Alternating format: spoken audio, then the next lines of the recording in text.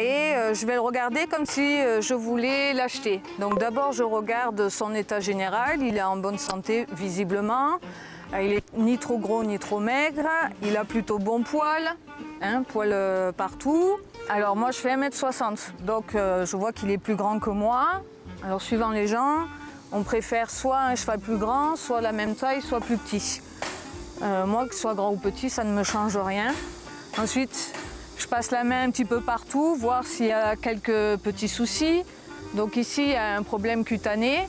Donc ce que je ferai, je me renseignerai si c'était pas, si c'est au vendeur. On va le longer pour voir comment le cheval se déplace et voir aussi son comportement. Donc là déjà le cheval est plutôt calme et il est attentif à son environnement. Donc ça fait preuve d'un cheval, c'est un cheval qui est curieux. Voilà, il prend le temps de regarder et en même temps il panique pas trop. Donc moi ça c'est un comportement qui m'intéresse. Dans le pas, il a plutôt un pas assez ample, donc c'est agréable ça. Il a plutôt un bon pas, plutôt allant. Ok, donc dans le trot c'est pareil, il est plutôt allant et il a plutôt une amplitude assez grande. Les pur sang, souvent, ils sont très étriqués dans leurs allures. Et là, lui, non, il se déplace plutôt bien. Alors après, les chevaux, ils sont souvent irréguliers de l'arrière-main. Bon, là, il y a un temps sous le ventre. Hein. Ils sont souvent irréguliers derrière, donc il leur faut plus de temps dans les années pour avoir un physique plus adapté à l'école classique. Ok, on peut le galoper. Donc je vais faire attention au prochain départ qu'il soit bien à juste parce que là il était parti désuni et il a corrigé son galop. Donc c'est intéressant, le cheval se corrige pour se remettre sur le bon pied. Au trot, au pas et on change de main. Donc là on voit qu'il a le postérieur droit de temps en temps qui accroche un peu, mais ça ne l'empêche pas quand même d'avoir un pas ample. Du cheval, que ce soit pour moi ou pour un centre équestre, je dois déjà savoir ce que je recherche. Est-ce que je veux un cheval pour faire du sport ou pour du loisir? Là, à première vue, ce cheval-là, c'est pour faire du loisir. J'aime beaucoup son physique parce qu'il est quand même assez épais, il est harmonieux et il a des allures plutôt amples. Ces trois allures sont plutôt amples, donc ça, c'est agréable. Après, je vois quand même qu'il est plutôt solide ici au niveau du dos. Il manquera un petit peu de souplesse. Donc ça se travaillera avec l'assouplissement. Par contre, c'est un cheval qui galope à juste des deux côtés. Donc c'est très bien parce que ça veut dire quand même que son corps fonctionne relativement correctement et qu'il a plutôt bon équilibre. Donc après, au propriétaire, il faut se renseigner, est-ce qu'il a eu des problèmes de santé avant, quel âge a le cheval. Donc il ne faut pas hésiter à se renseigner sur l'historique du cheval et avoir sa propre idée de ce qu'on recherche. Et après, on voit si le cheval correspond à ce qu'on recherche ou non, pour un centre équestre ou pour soi-même. Donc ce qu'on va pouvoir observer dans son physique, c'est l'encolure qui descend ici, et avec une grosse gorge. Donc on voit déjà que le cheval a une attitude vraiment très haute. Là, ce qu'il faudra faire attention, c'est à son garrot. S'il est mal scellé, le garrot pourra être très souvent blessé. Ensuite, ce que je constate en passant la main, c'est qu'ici, il est vraiment très contracturé. Ensuite, on a le dos qui est creux ici et qui remonte très franchement. Et on peut même observer que la croupe est plus haute que le garrot. Donc ça voudra dire que c'est un cheval qui se met déjà naturellement sur l'avant-main. C'est peut-être aussi pour ça qu'il met la tête en haut, c'est pour essayer d'équilibrer son poids du corps quand il va se déplacer. Et ensuite ici, donc la croupe, elle mériterait d'être plus grande et plus arrondie. Donc là, on constate quand même que sur sa ligne du dessus, c'est un cheval qui va être très facilement à l'envers et qui va avoir du mal à s'incurver et à travailler la tête en bas et de remonter le dos. Quand on regarde des chevaux, on passe la main et on vérifie que les tendons soient sains, qu'il n'y ait pas de bosse ici et pas de bosse sur les côtés. Voilà, on peut passer la main, ici c'est tout droit. À première vue, les tendons sont bons. Donc ça, on regarde à chaque fois qu'on fait une visite. Ensuite, si possible, vous faites une visite accompagnée d'un vétérinaire. Donc on va le longer. Allez, plus actif.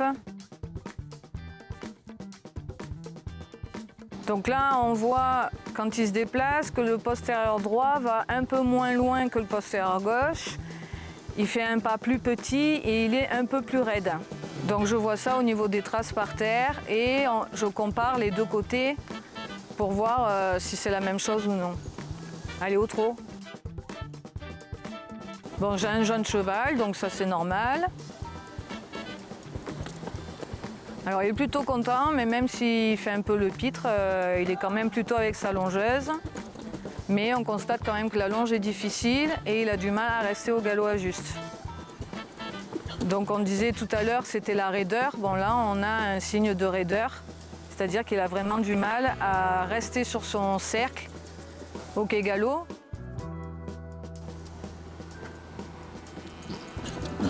Bon, il est parti à juste, même s'il fait un peu l'idiot, il est parti à juste. Là, il s'est remis au désuni. On va voir s'il repart à juste. Non, toujours désuni. Donc, ça, c'est peut-être un problème à travailler une fois qu'on sera sur le cheval. Ouais, il est parti à juste. Le cercle plus grand. Qu'elle s'éloigne du coin. Allez, au trot. Bon, il est plutôt content comme cheval, mais bon, il y a un problème avec les temps. Même si le galop, le cercle est très petit, c'est un cheval quand même qui se met très vite au désuni, donc l'incurvation est très compliquée. Donc là, voilà, on a du pied joint et du galop désuni. Donc on a un problème de raideur comme on l'avait souligné, comme on souligne à cause de son dos. Et ensuite, il fera des tests de flexion, voir s'il n'y a pas des problèmes osseux ou des problèmes à l'intérieur du pied, par exemple. La qualité quand même de ce cheval, c'est que même s'il fait le pitre à la longe, on a quand même vu qu'il est resté sur son cercle. Il n'a pas tendance à s'en aller alors qu'il est juste en licol. Donc il est très gentil, il se rapproche de l'homme, voilà, il est très curieux.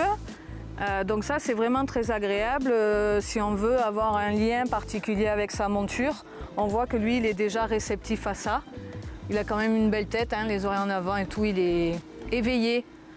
Voilà, donc beaucoup de travail à faire sur le dressage pour qu'il puisse travailler harmonieusement. Par contre, on voit qu'au niveau du caractère, il a plutôt bon caractère, donc ça c'est assez très agréable. Nous venons de faire une promenade qui fait partie du thème 2, c'est la psychologie du cheval. Donc la promenade, c'est très important pour les chevaux parce que ça leur change de leurs habitudes, ça les aide à garder le moral. Il faut profiter d'avoir des promenades à l'extérieur de chez soi pour aller dehors. Ça permet aux chevaux de déjà voir autre chose, d'éviter de tourner en rond dans une carrière. Et ensuite, ça leur permet aussi de découvrir le monde extérieur et de ne plus avoir peur de l'environnement. Au plus ils voient de choses, au mieux c'est pour eux parce qu'après ils n'ont plus peur de rien. Ensuite, souvent, ça donne un regain d'énergie de partir à l'extérieur. Donc souvent, les chevaux n'ont plus envie de travailler parce qu'ils restent en rond dans une carrière. Alors que de partir en promenade, ça change. Et on est dehors, on n'est pas fermé et du coup, les chevaux avancent plus naturellement. Ils ont plus envie d'aller de l'avant. En plus de ça, d'aller à l'extérieur, le fait de varier les terrains, c'est-à-dire un coup plus profond, un coup plus dur, les terrains plats, en descente, en montée, ça aide aussi les chevaux à utiliser leur corps différemment. Les muscles bougent différemment, les tendons, les ligaments. Et ça aide aussi à la proprioception au niveau des pieds. Donc il y a beaucoup de bienfaits de partir en promenade à l'extérieur. Ensuite, il y a des chevaux, quand ils sont tout seuls, ils ont vraiment peur d'être dehors. Donc je vous incite à ne pas les forcer à être tout seuls, mais surtout de partir en groupe, ou au moins à 2 ou plus. Et de profiter de faire des promenades dans le calme. Après, vous pouvez trotter, galoper, ça n'empêche pas, à condition que vous gardiez le contrôle et que la sécurité soit garantie.